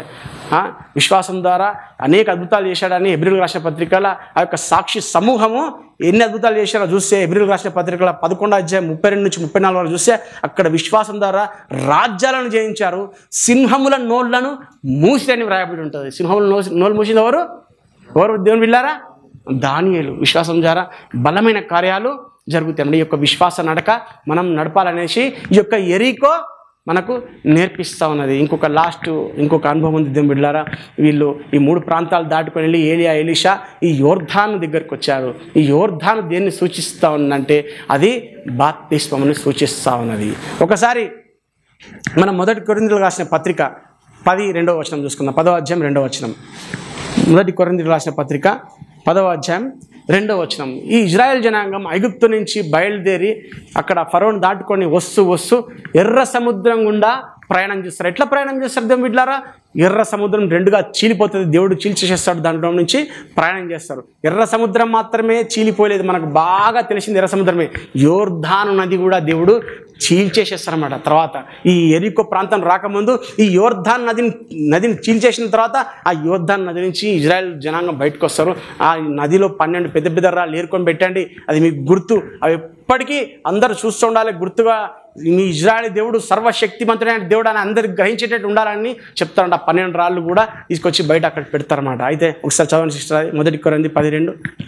అందరూ మోషేను బట్టి మేఘములోను సముద్రములోను బాప్తిసం పొందిరి. అందరూ మోషేను బట్టి మేఘములోను సముద్రంలోను బాప్తిసం పొందిరి. వీళ్ళు ఎప్పుడైతే ఎర్ర సముద్రాన్ని దాటుకుంటూ వచ్చారో లోపలికి వెళ్ళి దానికి దేనికి చిహ్నం, దేనికి గుర్తు అంటే అది బాప్తిస్మానికి గుర్తు అనమాట. అదేవిధంగా యోర్ధాను నది లోపల నుంచి కూడా వాళ్ళు దాటుకుంటూ వచ్చారు కాబట్టి అది బాప్తిస్మానికి గుర్తు అనమాట. యోర్ధాను నదిలో యేసుక్రీస్తు వారు కూడా యోహాను బాప్తిసం ఇచ్చి యోహాను చేత బాప్తిసం పొందుకున్నారు అనమాట. ఈ యొక్క బాప్తిసం దేనికి గుర్తు దేవుని బిడ్డలారా? మన యొక్క మరణ పునరుద్ధానములకు గుర్తు అనమాట. రోమీయులకు రాసిన పత్రిక 6వ అధ్యాయం 4వ వచనం చూద్దాం. రోమీయులకు రాసిన పత్రిక 6వ అధ్యాయం 4వ వచనం. కాబట్టి తండ్రి మహిమ వలన క్రీస్తు మృతులలో నుండి ఎలాగు లేపబడినో అలాగే మనమును నూతన జీవం పొందిన వారమై నడుచుకున్నట్లు మనము బాప్తిసం వలన మరణములో పాలు పొందుటకై ఆయనతో కూడా పాతి పెట్టబడితిమి. మనమందరం గ్రహించాలి. ఇప్పుడు రక్షణ పొందిన వారు, బాప్తిసం తీసుకున్న వారు అందరూ మనము కూడా ఆయనతో పాటు పాతి పెట్టబడితిమి. పాతి పెట్టబడితిమి అంటే మన యొక్క పాత స్వభావాన్ని అంతా పాతి పెట్టేసినాం. ఇక జీవించున్నది నేను కాదు, క్రీస్తే నాయందు జీవించుచున్నాడు. ఇదిగో సమస్తము నూతనమాయను అని లేఖనము సెలవిస్తుంది. 2 కొరింథీ 5:17 చూడండి సిస్టర్ ఒకసారి. 2 కొరింథీ 5:17. పాతవి గతించెను క్రీస్తు కాగా ఎవడైనా క్రీస్తునందున్న ఎడల వాడు నూతన సృష్టి, పాతవి గతించెను ఇదిగో కృతమాయెను. మనం అందరం నూతన సృష్టి దేవుని బిడ్డలారా. పాతవి పోయినాయి, సమస్తము నూతనమాయను. ఇంకా పాతవేమన్నా మన దగ్గర ఉన్నాయి దేవుని బిడ్డలారా, ఒకసారి చూసుకోవాలి. మనం అందరం మరణించిన వారు. దేవుడు ఇక్కడ ఈ అనుభవం నేర్పించేది ఏంటంటే మనము మరణించాలంటే భౌతికమైన మరణం కాదు, మన అయిష్టాలకు మనం మరణించాలి, మన స్వచిత్తానికి మనం మరణించాలి. నా ఇష్టానుసారమైన నిర్ణయాలు నేను తీసుకుంటాననికే వీలు లేదు. యేసుక్రీస్తు చెంత దగ్గరికి వచ్చిన తర్వాత, మనం రక్షింపబడిన తర్వాత, దేవుని సన్నిధిలో గడుపుతున్నప్పుడు, విశ్వాస నడక నడుస్తున్నప్పుడు ఇంకా దేవుడు ఒకటి చెప్తే నేను ఒకటి చేస్తాను నీకే వీలు లేనే లేదు. మనను ఏం చేయాలి? మనను ఉపేక్షించుకోవాలి. అందుకే యేసుక్రీస్తు ప్రభువారు ఏమంటున్నారు? నా సిలువను ఎత్తుకొని నన్ను వెంబడించు. ఎవడైనా నన్ను వెంబడించగోరిన ఎడల తనను తాను ఉపేక్షించుకొని నన్ను వెంబడించదు. ఉపేక్షించుకోవడం అంటే తనను తాను చంపుకోవాలి, తనను తాను నిర్లక్ష్యం చేసుకోవాలి. ఇంకా నా చిత్తం కాదు, నీ చిత్తమే నా లోపల జరగాలి అనేసి ఒక విశ్వాసి తాపత్రయపడాలి. ఇంకా మన చిత్తం ఏమైనా ఉన్నది అదేం బిడ్డారా? విశ్వాసం లోపలికి వచ్చిన తర్వాత, ఒక వ్యక్తి రక్షింపడిన తర్వాత 10-15 ఏళ్ళు అయిన తర్వాత కూడా ఇంకా అవే పగలు, ఇంకా అవే కోపాలు, ఇంకా అవే ఆవేశాలు, ఇంకా అదే నోరు, ఇంకా అదే కళ్ళు ఉన్నాయా? అవన్నీ మార్చుకోవాలి. దేవుని దగ్గరకు వచ్చిన తర్వాత ఇదిగో సమస్తము నూతనమైన, ఇదిగో సమస్తం నూతనమైన. మనకందరికీ దేవుడు చెప్పిన ఆజ్ఞలను అనుసరించి జీవించాలి. ఇంకా పాతవి గతించను. క్రీస్తు సంబంధులు ఏం చేశారంటే శరీరమును దాని ఇచ్చలతోనూ దురాశలతోనూ సిలువ వేసి ఉన్నారు. మన శరీరాన్ని ఏం చేశారంటే దానికి ఇచ్చ ఉంది, దానికి కోరికలు ఉన్నాయి, దానికి దురాశలు ఉన్నాయి. అవన్నిటిని ఏం చేసినామంటే సిలువ వేసినాం. నీ చెప్పింది నేనేనా? శరీరం ఆత్మకు, ఆత్మ శరీరానికి వ్యతిరేకంగా నడుస్తూ ఉన్నాయి. నేను శరీరేచ్ఛలు నెరవేరిస్తే, శరీరానుసారంగా జీవిస్తే పరమ తండ్రి అయిన యేసు క్రీస్తు యొక్క చిత్తంని నెరవేర్చలేను, ఆత్మానుసారంగా జీవించలేనని మనం ఏం చేయాలంటే శరీరాన్ని నల్లగొట్టుకుంటూ శరీరానుసారంగా జీవించకుండా ఆత్మానుసారంగా జీవించాలి. దేవుని బిడ్డలారా, మన ఇష్టం మన మన మన చిత్తం మనం జరిగించు. దేవుడు నువ్వు ఏదైనా చెయ్యి పని, ఉపాసం ఉండు, ప్రార్థన చేయంటే ఉపాసం ఉండాలి. ఈరోజు శరీరం నలగొట్టుకుంటే నలగొట్టుకోవాలి. నీ డబ్బు అక్కడ సేవకి ఇచ్చేసాయంటే ఇచ్చేసేయాలి, అంతే.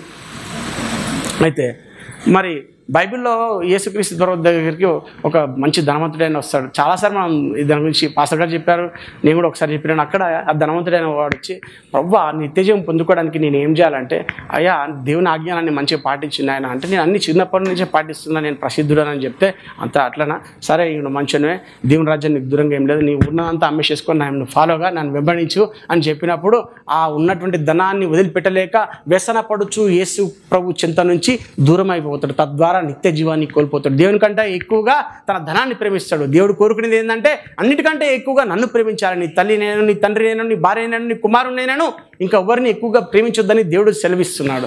అందరికంటే ఎక్కువ దేవుని ప్రేమించాలి. మనను ప్రేమించుకోవద్దు. మన ఇష్టానుసారమైన మనకు ఇష్టమైనవి మనం ప్రేమించుకోకుండా దేవుని కోసం జీవించాలని దేవుడు సెలవిస్తున్నాడు. అయితే ఇక్కడ బెస్ట్ ఎగ్జాంపుల్ మంచిగా దేవుని కోసం చేసిందంటే ఎవరు? ఈ ఎలీషానే చూసుకుందాం. ఎవరో ఈ ఎలీషానే చూసుకుందాం. ఈ ఎలీషా మంచి గొప్పవాడు.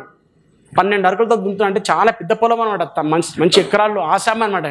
ఆయన ఆ 12 ఎకరాలతో దున్నేటప్పుడు ఏలియా వచ్చి దుప్పటి వేసినప్పుడు ఇంకా ఏం చెప్పాడు, మాట మాట్లాడకుండా వస్తాడు. ఆ యొక్క సన్నివేశాన్ని మనం చూద్దాం.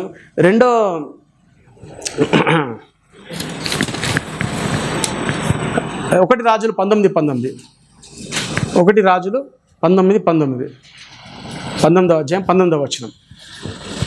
ఏలియా అచ్చటి నుండి పోయిన తర్వాత అతనికి షాపాతు కుమారుడైన ఎలీషా కనపడెను. అతడు తన ముందరనున్న 12 అరకల ఎడ్ల చేత దుక్కి దున్నించుచు 12వ అరక తాను తోలుచుండెను.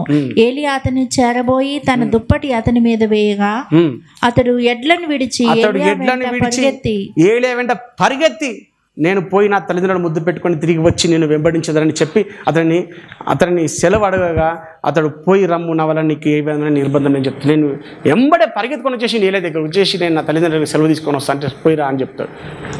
పోయి వచ్చి నాకు ఏం చేసి చూద్దాం 21వ వచనం.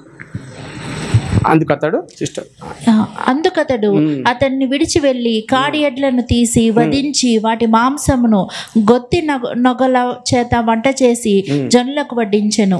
వారు భోజనం చేసిన తర్వాత అతడు లేచి ఏలియా వెంబడి వెళ్ళి అతనికి ఉపచారం చేయుచుండెను. ఏలియాకు ఉపచారం చేసేవాడయ్యాడు. ఏలియాని వెంబడించాడు. తన ఏదైతే దున్నుతున్నాడో ఆ ఒక్క ఎడ్లను తీసుకున్నాడు, ఆ చెక్క ముక్కలను అరక కూడా తీసేసి దానికి కాలబెట్టేసేసి గొప్ప విందు చేసి అనేక జనాలకు పెట్టాడు. గొప్పవాడు. అనేక జనాలకు పెట్టిందంటే మంచి ఉన్నటువంటి క్యాండిడేట్ అనమాట. మరి అటువంటి ధనం వృద్ధి కలిగినటువంటి వ్యక్తే దేవుని కోసం పరిగెత్తుకుంటూ వచ్చాడు. మరి ఇక్కడ యేసుక్రీస్తు దగ్గరకు వచ్చిన యవనస్తుడు తన ధనాన్ని వదులుకోలేక వ్యసన పడుకుంటూ వెళ్ళిపోయి నిత్య జీవానికి దూరం అయిపోయాడు. ఈ ఎలీషా తనను తాను ఉపేక్షించుకున్నాడు. నాకు దేవుని కంటే ఎక్కువ ఏది కాదు, నా తల్లిదండ్రులు సంపాదించిన ఆస్తి కాదు, తన ఇంటినే వదిలిపెట్టేసేసి వచ్చేసాడు. జీవితాన్ని ఏం చేసి దేవునికి సమర్పించుకున్నాడు. అట్లా 10 ఏళ్ళు ఏలియా దగ్గర ఉన్నాడు. ఉన్న తర్వాత ఏలియా వెళ్ళిపోయాడు కదా, డబుల్ పోషన్ వచ్చేసింది, 2 అంతల ఆత్మశక్తి వచ్చింది. ఆత్మశక్తి వచ్చినాక ఇజ్రాయెల్ జనాంగానికి ఈయన గొప్ప ప్రవక్తగా ఉన్నాడు. బలంగా దేవుని చేత వాడబడుతున్నాడు. వాడబడేటప్పుడు మనకు అందరు తెలిసిన సంగతి ఒకటి జరిగింది. నయమా అనేటువంటి సిరియాలో ఉన్నటువంటి ఒక సైన్యాధిపతి కుష్ఠవ్యాధి ఉంటే అతని ఎలీషా దగ్గరికి స్వస్థత కోసం వచ్చినప్పుడు వెంట మంచి విలువైన బంగారము, మంచి డ్రెస్సులు అన్నీ తీసుకొని వచ్చి, వెండి అంతా తీసుకొని వచ్చి స్వస్థత కోసం వచ్చినప్పుడు ఎలీషా యోర్దాన్ నదిలో మునుగు, అక్కడ నీకు స్వస్థత దొరుకుతున్నా అని చెప్పినప్పుడు యోర్దాన్ నదిలో మునిగినప్పుడు స్వస్థత కలిగినప్పుడు ఆ నయమాను ఆ ధనాన్ని అంతా తీసుకొని ఆయన ఏలియా అంటే నాకు వద్దు అని చెప్తాడు. చూశారా దెంబిళ్ళారా? అతను దేవుని కంటే ఎక్కువగా దేని ప్రేమించలేదు. కానీ ఆయన కింద ఉన్నటువంటి శిష్యుడు గెహాజీ తీసుకొని పోతాడు. గెహాజీ రహస్యంగా ఎలీషాకు తెలియకుండా ఆ యొక్క ధనాన్ని తీసుకుపోయినప్పుడు అప్పుడు ఎలీషా ఒక మాట అంటాడు, ఏం చేసినావు, పని చేసినావు నాయన, నువ్వు ఒకసారి చూద్దాం. 2 రాజులు సరే సిస్టర్, అక్కడ ఏమంటాడంటే ఇది ధనము సంపాదించుకోవడానికి, ద్రవ్యం సంపాదించుకోవడానికి సమయమా అంటాడు అనమాట. ఇది సమయమా? ఆనాడు ఇప్పుడు ప్రభు అయిన యేసుక్రీస్తు వారి రాకడ, 2వ రాకడ సంసిద్ధంగా ఉంది అంటే ఇప్పుడే బిల్డింగ్లు ఎకరాలు డబ్బు, కారు, ఉన్నవి లేనివి అంత సమయాన్ని దేవుని ఇవ్వకుండా దానికోసం సంపాదించుకోవడానికి తాపత్రయపడతా ఉన్నారు. ఇప్పుడు ఎంత సంసిద్ధంగా ఉండాలో దేవుని కోసం. కానీ అప్పుడే యేసుక్రీస్తు వారి మొదట రాకడ రాకముందే దేవుని కోసం బ్రతకడానికి బహు తీవ్రత కలిగినటువంటి వ్యక్తి యొక్క ఎలీషా. ఆత్మలో బహు తీవ్రత కలిగినట్టు అనమాట. నాకు ఈ లోకంలో ఏదొద్దు, దేవుని కోసం బ్రతకాలి, దేవుని కోసం జీవించాలి. ఇది సమయమా నాయన గెహాజీ? ఇప్పుడు ధనము అవన్నీ సంపాదించుకోవడానికి సమయమా? మనం దేవుని కోసం జీవించాలి, దేవుని కోసం బలంగా నిలబడాలని చెప్తా ఉంటారు అనమాట. ప్రియ దేవుని బిడ్డలారా, మనమందరము రక్షించబడిన మనమందరము మొదట గిల్గాల్ అనుభవం నేర్పుతుంది. గిల్గాలంలో మనం రక్షించబడినాం, గిల్గాల్ అనుభవం. తర్వాత బేతేలులో దేవుని సన్నిధిని వెతికే అనుభవం, దేవుని సన్నిధిలో గడిపే అనుభవం. 3వది ఎరికో, అక్కడ విశ్వాసపు నడక నడిచేటటువంటి అనుభవం. ఈ యొక్క రక్షించబడిన మనం దేవుని సన్నిధి వెతుకుతూ, దేవుని ప్రేమిస్తూ, విశ్వాసం నడక నడుస్తూ మనం ఏం చేయాలి? మన స్వచిత్తం, మన ఇష్టానుసరైన బ్రతకకుండా దేవుని కోసం జీవించే వారంగా ఉండాలి. ఇక్కడ ఏలియా ప్రయాణం వెళ్తున్నారు కదా, ఆ ప్రాంతాల యొక్క సాదృశ్యము, అర్థము ఇదే. దేవుని బిడ్డలారా, ఆ ప్రాంతాలు అవి చూపిస్తున్నట్టు అర్థం ఇదే. ఈ 4 ప్రాంతాలు ఎప్పుడైతే ఈయన దాటిపోయాక అప్పుడు లభించింది డబల్ పోషన్ ఆత్మ, 2 అంతల ఆత్మ ఎలీషాకు లభించింది. ఈ 4 అనుభవాలు కూడా మనము దాటుకుంటూ వెళ్తే ఇవి మన జీవితంలో ఎప్పటికీ కలిగి ఉంటే మనం కూడా ఏలీషా వలె బలవంతులుగా ఉంటాం. ఏలియా ఎన్నో అద్భుతాలు చేశాడు, ఆ అద్భుతాలకు డబల్ అద్భుతాలు చేశాడు ఏలియా చేసిన అద్భుతాలకి డబల్ చేసిన వాక్యంలో రాయబడి ఉన్నది. ఏలియా సుడిగాలిలో వెళ్ళేటప్పుడు ఏలీషా అంటాడు ఒక మాట, ఒక్కసారి చూద్దాం. ఏలీషా ఏమంటాడంటే 2వ రాజులు 2వ అధ్యాయం 12వ వచనం. ఎలీషా అది చూచి, నా తండ్రి, ఇశ్రాయేలు వారికి రథమును రౌతులను నీవే అని సంబోధిస్తున్నాడు. ఎంత ప్రేమిస్తాడు ఏలియా అంటే, నా తండ్రి, ఇజ్రాయేలుకు రథము రౌతు నీవే. రథము రౌతు అంటే నడిపించేదనమాట. ఈ ఇజ్రాయేల్ జనాంగాన్ని నువ్వు ఇన్ని రోజులు నడిపించినావు, నువ్వే రథము రౌతు అని. అదే సర్టిఫికెట్, అదే బిరుదు ఎలీషా కూడా పొందుకుంటాడు. ఒకసారి 2వ రాజులు 13వ అధ్యాయం 14వ వచనం చూద్దాం. అక్కడ పరిపాలిస్తున్న రాజు, ఈ ఎలీషా చచ్చిపోయే సమయంలో అక్కడ రాజు వస్తాడు. చచ్చిపోయినప్పుడు అప్పుడు ఆ రాజు ఏమంటాడో చూద్దాం ఒకసారి ఎలీషా దగ్గరకు వచ్చి. అంతటా ఎలీషా మరణకరమైన రోగం చేత పీడితుడై ఉండగా ఇశ్రాయేలు రాజైన యెహోయాషు అతని యొద్దకు వచ్చి అతన్ని చూచి కన్నీరు విడిచుచు, నా తండ్రి, ఇశ్రాయేలు వారికి రథమును రౌతులను నీవే అని ఏడ్చాను. సేమ్ బిరుదు, నా తండ్రి అతను అనిపించుకొని ఇజ్రాయెల్ నడిపించే నాయకుడు నీవని చెప్పినట్లే ఈ యొక్క రాజు కూడా ఈ ఎలీషా దగ్గరకు వచ్చి నా తండ్రి ఇజ్రాయెల్కు రథము రౌతు నీవే అని సేమ్ పేరు తెచ్చుకున్నాడు. దేవుని బిడ్డలారా, మనము ఇదంతా విన్నాక దేవుని బిడ్డలారా, ఈ యొక్క విశ్వాస యాత్రలో మనము దేవుడు సెలవిచ్చిన దాని ప్రకారం జీవిస్తాం. దేవుని బిడ్డలారా, దేవుడు మనం రక్షించాడు కదా, ఆ గిల్గాల్ దగ్గరనే ఆగిపోవద్దు, ఆ బేతేలు ప్రాంతానికి మనం వెళ్ళాలి. రక్షణ పొందిన మనము అక్కడనే ఆగిపోకుండా దేవుని సన్నిధిని మనము నిత్యం వెదికే వారమే ఉండాలి. దేవుని బిడ్డలారా, మళ్ళీ అక్కడనే ఆగిపోవద్దు, మనం విశ్వాస నడక నడుస్తుండాలి. దేవుని బిడ్డలారా, మళ్ళీ అక్కడనే ఆగిపోవద్దు. మన జీవితాలను, మన హృదయాలను ప్రభువుకు సమర్పించుకొని మన ఇష్టానుసారమైన బతుకుండా మన స్వచిత్తము చంపుకుంటూ దేవుని కోసం బ్రతకాలి. మధ్యలో ప్రవక్తల శిష్యులు వచ్చి, అయ్యా ఈరోజు నీ గురువుగారు తీసుకెళ్ళిపోతున్నారు కదా, నీ సంగతి ఏంది అంటే వీటికి సాదృశ్యం ఏంటంటే శోధనలు, శ్రమలు అవి వచ్చేసేసి ఇహలోక సంబంధమైన ఐహిక విచారాలు అవన్నీ వచ్చేసి ఏమంటే నీ పనికి ఇంతే, నీకేం లేదు ఇంతేనంటే. కానీ అట్లా కాదు, నేను పోతా, ఆ ప్రాంతానికి ఖచ్చితంగా పోతా, మీరు ఊరకుండుడి అనే మనం ఆ యొక్క సమస్యలతో చెప్పాలి. ఆ శిష్యులతో ఏ విధంగా మీరు ఊరకుండుడి అని చెప్పినాడో అట్లాగే మనకు ఎదురయ్యేటువంటి శోధనను సాతాను స్వరాన్ని మనం ఏం చేయాలంటే, అది సాతాను స్వరానికి సాదృశ్యం, అంతేగాని వాళ్ళు సాతానులు కాదు, ఆ పవిత్ర శిష్యులు. ఇదంతా ఉపమానపూరితంగా మనం తీసుకున్నాం ఈ యొక్క లేఖన భాగాన్ని. అయితే అక్కడ ఊరకుండుడని సమస్యలతో చెప్పాలి, ఆ సాతాను స్వరాన్ని చెప్పాలి, ఊరకుండుడు అనేసి చెప్పి మనం నేను నా పని అయిపోలేదు, నేను బ్రతుకుతాను, దేవుని కోసం బ్రతుకుతాను, ఇంకొక ముందుకు వెళ్ళాడు, దేవుని సన్నిధికి వెళ్ళాడు. దాని తర్వాత విశ్వాసం నడక నడిచాడు. అక్కడ కూడా శిష్యులు నీ పని ఇక మీరు మీ గురుగారు వెళ్ళిపోతే నీ సంగతి ఏంది, నీ సంగతి ఏంటి, ఏం పరిచయం కాకుర్రి, దేవుడు నాకు ఉన్నాడు అనేసి అట్లా విశ్వాస యాత్ర ముందుకు వెళ్ళిపోతున్నాడు. దేవుని బిడ్డలారా మనం ఈ లేఖన భాగంలో నేర్చుకుంది ఏంటంటే మన యొక్క పాపి అనే అవమానం దేవుడు తొలగించాడు. దేవుని సన్నిధిలో గడుపుదాం, విశ్వాస యాత్ర చేద్దాం, విశ్వాస నడక నడుద్దాం, మన స్వచిత్తాన్ని చంపుకుందాం. ఇవన్నీ చేసినప్పుడు ఏమవుతుందంటే పరిశుద్ధాత్మ శక్తి ఏ విధంగా ఏలియా పొందుకున్నాడో దేవుని యొక్క శక్తి కూడా మన లోపలే ఉంటుంది. దేవుని సన్నిధి నిత్యం వెతకాలి. దేవుని బిడ్డలారా పొద్దున ప్రార్థన చేసుకొని పోయి ఇంటికి రాత్రి వచ్చి ప్రార్థన చేసి పొద్దున వెతకడం రాత్రి వెతకడం కాదు, పొద్దున్న నుంచి రాత్రి వరకు కూడా మన మనస్సు అక్కడ ఆయన పైన లగ్నం చేయబడే ఉండాలి. అప్పుడు మనం పాపం చేయకుండా జీవించగలుగుతాం అనమాట. నిత్యము ఆయన సన్నిధిని వెతకాలి. ఎప్పుడు మనం ఆయన సన్నిధిలో ఉన్నప్పుడు ఎప్పుడైనా మనతో మాట్లాడుతూనే ఉంటాడు, మనకు బలము అనుగ్రహిస్తూనే ఉంటాడు. మనం పాపం చేయకుండా పరిశుద్ధాత్మ దేవుడు మన హృదయంలో నుంచి మాట్లాడే దేవుడై ఉన్నాడు. దేవుని బిడ్డలారా కాబట్టి ఈ యొక్క లేఖన భాగాన్ని మనము బాగా జ్ఞాపకం చేసుకొని మనము బలవంతులుగా క్రీస్తు వరకు సాధనాలుగా జీవిద్దాం, బలవంతులై జీవిద్దాం, దేవుని యొక్క శక్తిని పొందుకొని. అగ్ని మండించు నాలో అగ్ని మండించు, అగ్ని మండించు నాలో అగ్ని మండించు, పరిశుద్ధాత్ముడా నాలో అగ్ని మండించు, నాలో అగ్ని మండించు, పరిశుద్ధాత్ముడా నాలో అగ్ని మండించు, నాలో అగ్ని మండించు. ప్రియ సహోదరులారా మన లోపల అగ్ని మండాలంటే ఒకటి, అన్నిటికంటే సహవాసం మాత్రం ఎప్పుడు ఉండాలి, సహవాసం మాత్రం ఎప్పుడు ఉండాలి. పాస్టర్ గారు అనేకసార్లు చెప్పారు, నిప్పు ఉంటుంది కదా, నిప్పులోంచి ఒక నిప్పు తీసి పక్కన పెడితే ఏమవుతుంది, అది బొగ్గుగా మారిపోతుంది. తిరిగి ఆ బొగ్గుని తీసి నిప్పుల గుంపులో వేస్తే అది నిప్పుగా మారుతుంది. కాబట్టి ఇంపార్టెంట్ ఏంటంటే మన సంఘంలో ఏ పరిచర్య జరిగినా స్త్రీల కొడుకే కానీ పురుషుల కొడుకే కానీ విజ్ఞాపన కొడుకునే కానీ అన్నిటికీ మనము రావాలి. సహవాసం సండే టు సండే మనం కలుసుకోవడం కాదు, కానీ అనుదినం మనము ఎప్పుడు సమయం దొరికితే అప్పుడు పరిచర్యలో మనం కలుసుకొని దేవుని యొక్క బలాన్ని పొందుకుంటున్నారు. దేవుడి యొక్క వాక్య భాగాన్ని దీవించును గాక. ఆమేన్.